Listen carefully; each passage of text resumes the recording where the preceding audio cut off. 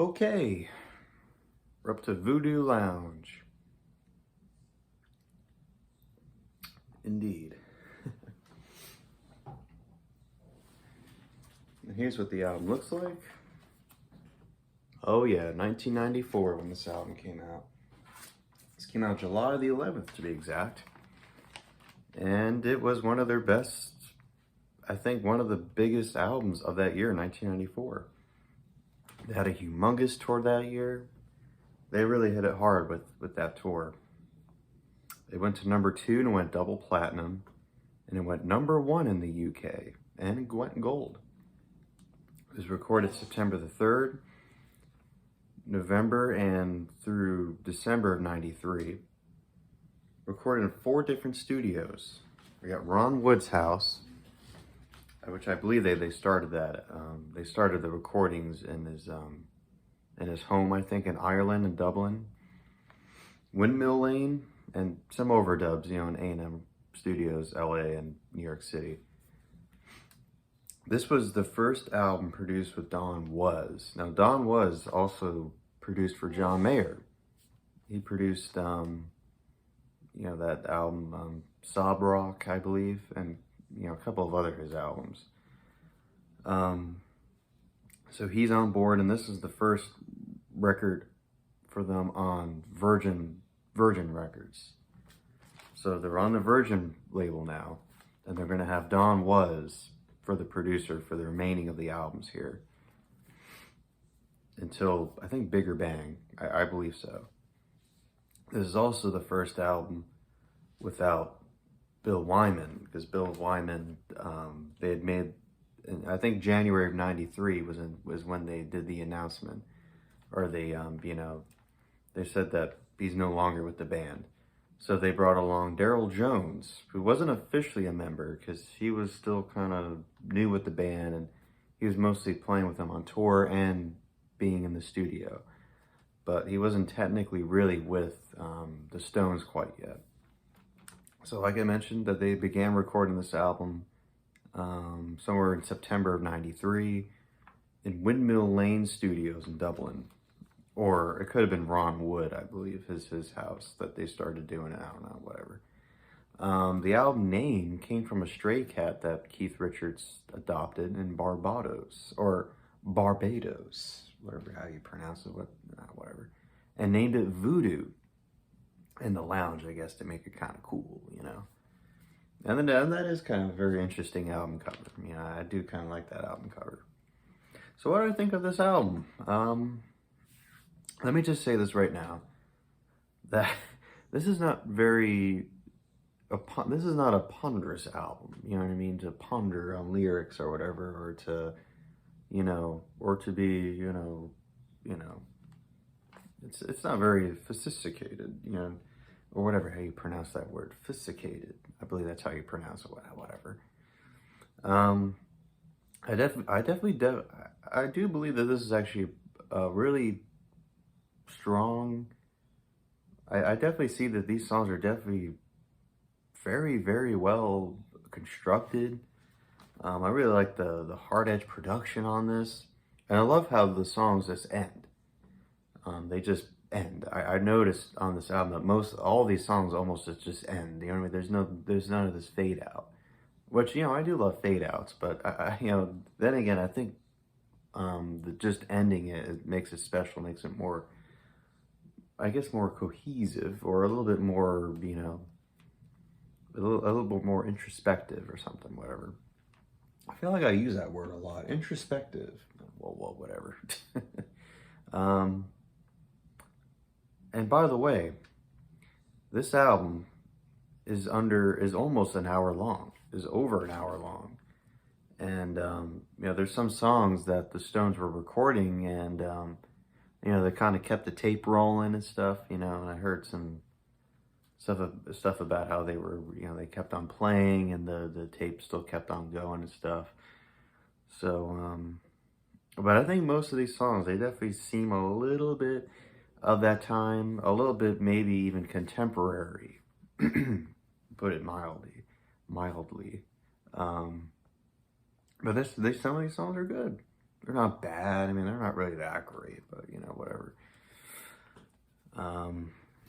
So let's go and get started here.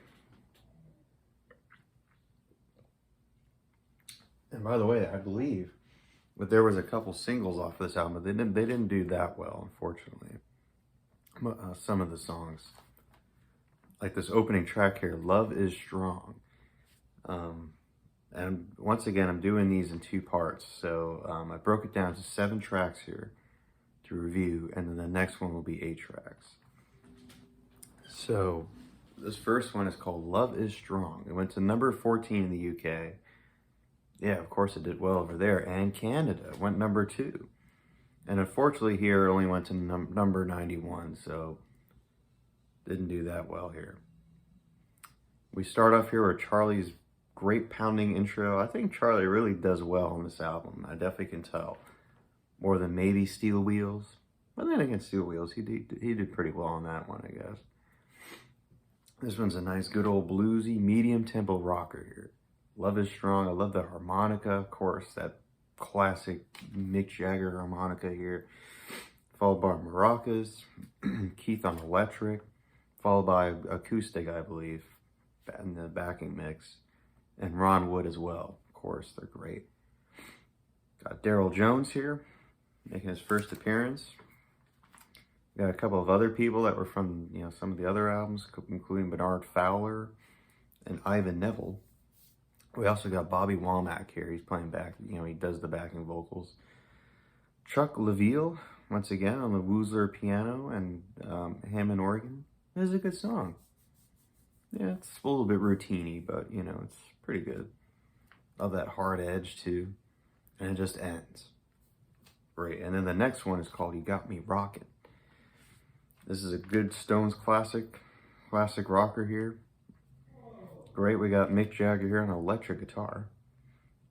Keith Richards on electric, and I'm not quite sure if he's on acoustic, I'm not sure. And Ron Wood as well on electric as well. Including Chuck here on piano or keyboards or whatever. This only went to number 23. This one's pretty good, you know. It's kind of reminds me a little bit of that early period of them, but then once again, it kind of seems a little bit samey. It's not bad. Then we get this one. This one's a fun one. This one's called "Sparks Will Fly." This one's kind of fun. A bit of an up-tempo new waver. A little bit of something that you would have heard maybe off of one of their early 80s albums, maybe Emotional Rescue. I believe all 3 of them, Mick, Ron, and I believe Keith, they're all on electric here. "Sparks Will Fly." Kind of like the up-tempo beat of this song. It's pretty fun. We got Charlie really pounding away, and I love Daryl's bass playing. I think he is a very good bass player, Daryl Jones. For that time that he was with the band, he definitely had a very cool, maybe even funky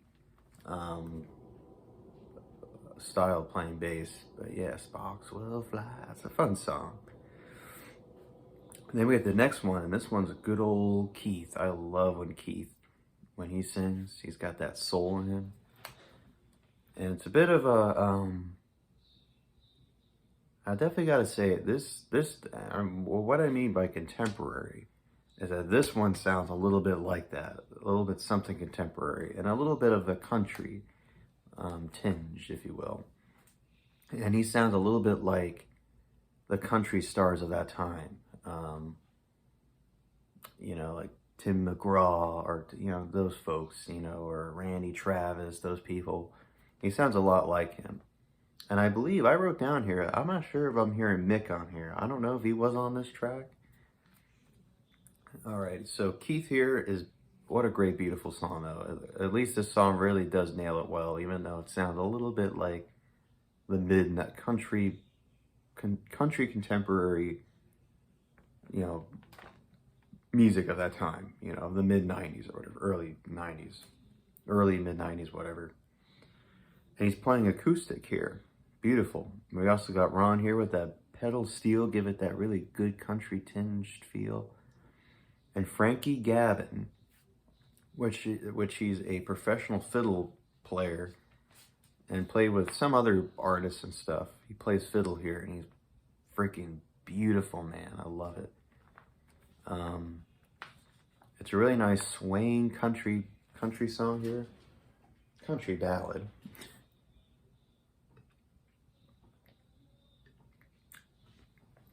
And I think this is definitely a good one. It's not bad.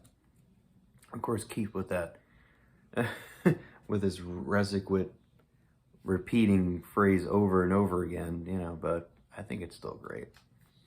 Then we get the next one, and some people love to maybe even compare this to some of their earlier albums, or at least maybe pre-Miller albums, with this next one here called The New Faces. And I love this one. You know, it definitely has, which I don't think they have ever had not touched ground, probably since the mid 60s or the late, you know, during their Baroque period there. You know, like As Tears Go By, Lady Jane. Really interesting 1, 2, 3 count, I believe. It could have been Don Was or somebody in the studio doing that.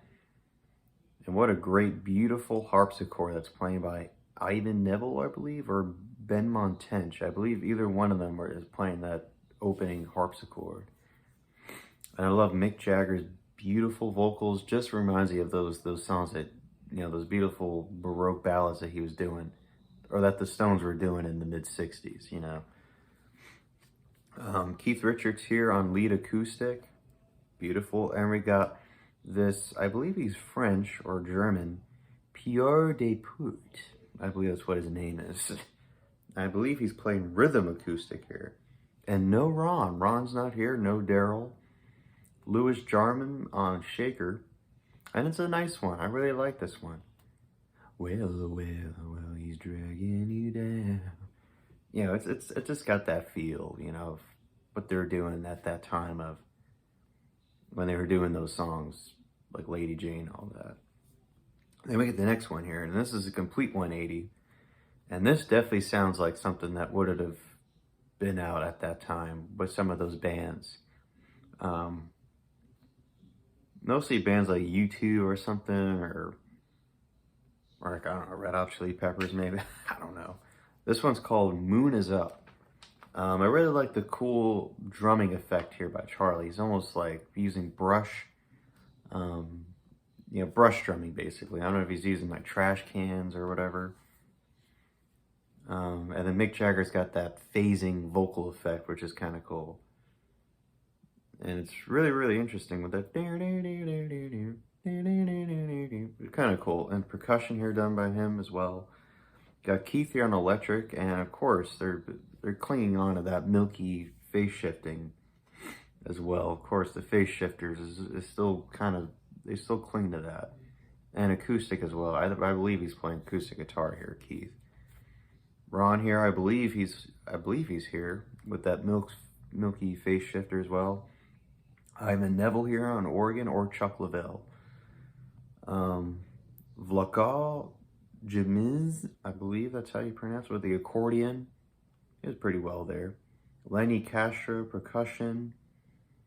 This one's a very interesting one. I think it's very unique for them to be kind of, because, you know, they're the Stones. So anything that was, you know, kind of big at that time, you know that they're going to just instantly, you know, make it theirs, you know. And I think they definitely do well here on this song. Yeah, it definitely sounds a little bit of the mid-90s period here. Or at least it definitely sounds like for that time. But it's very good. Moon Is Up. Then we get the last one here to end it here before my part 2, where I continue with the 8 other songs. This one's called Out of Tears. It's 5 minutes and 21 seconds. And this was once again a single. This went to number 36 in the UK and went to number 60 in the US. But it did very, very well in Canada. It went to number 3. Wow. I really love that beautiful piano, I believe. And it's played by Mick, I believe, here. Or no, Chuck Leavell. Whatever how you pronounce his last name. I've been doing these Stones reviews. I'm never ever pronouncing Chuck's last name correctly. This was released in November of '94. just, you know, several months after the album's release. And this was recorded in Ron's house in Ireland, I believe Dublin, and of course overdubs in AM studios. Mick Jagger is playing acoustic guitar. Yes, I remember hearing that. I remember hearing his acoustic playing. It's very distinctive between him and Keith. Keith here is doing the lead electric here, and he does that excellent solo. Ron is playing the solo here. It's really great.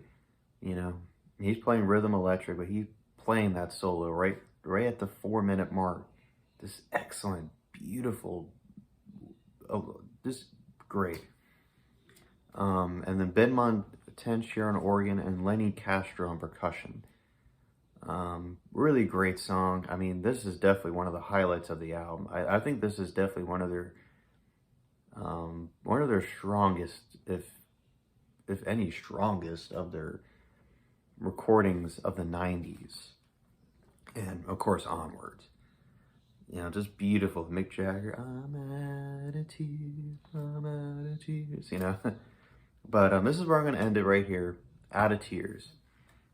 So part 2 will be the 8 other songs that I'm going to review here. So anyways, folks, till then, bye-bye.